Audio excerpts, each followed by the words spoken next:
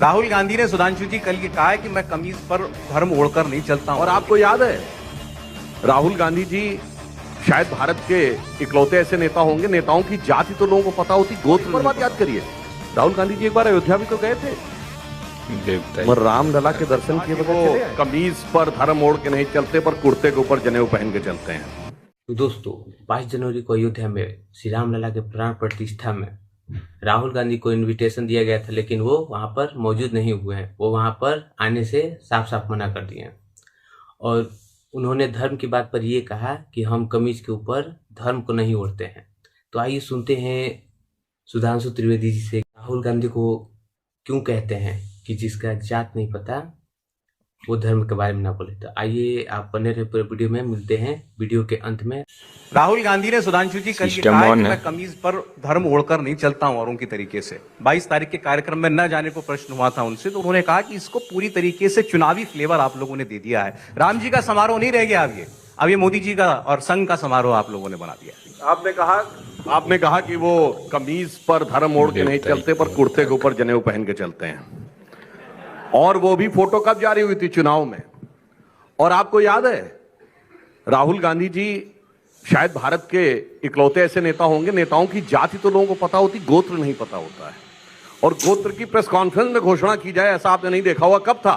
2018 राजस्थान का चुनाव।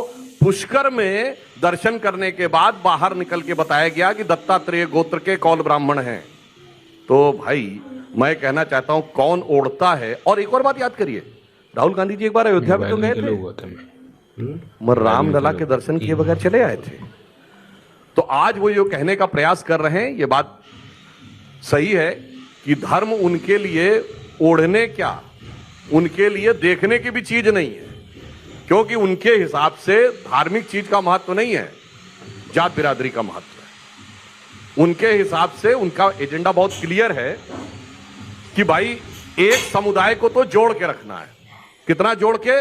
फिलिस्तीन और हमास तक जोड़ के रखना है, और दूसरे को तोड़ के रखना है, उत्तर दक्षिण में तोड़ के रखना है। कहते हैं ना कि उत्तर भारत की बातें सतही होती हैं। फिर हिंदी गैर हिंदी में तोड़ के रखना है, तमिल और हिंदी में तोड़ के रखना है, और अगड़े पिछड़े में तोड़ के रखना है। तो उनका एजेंडा साफ है, 20% अपना है, 80 में टुकड़े करना है। और आपको बस सीट जोड़ने के लिए अब राम जी का सहारा मिल गया फिर से। हम तो कहते हैं सबका साथ सबका विकास। अब मैं उदाहरण के लिए बताना चाहता हूं, बताइए हम किसका विरोध कर रहे हैं? एक फैक्चुअल और एक आइडियोलॉजिकल, दोनों उदाहरण देता हूं। फैक्ट यह है कि अल्पसंख्यक समुदाय के 70% लोग हैं जिन्हें प्रधानमंत्री के द्वारा चलाई गई गरीब विकास योजनाओं की किसी न किसी एक योजना का लाभ जरूर मिला हो। 70%। हमने कोई भेदभाव नहीं किया।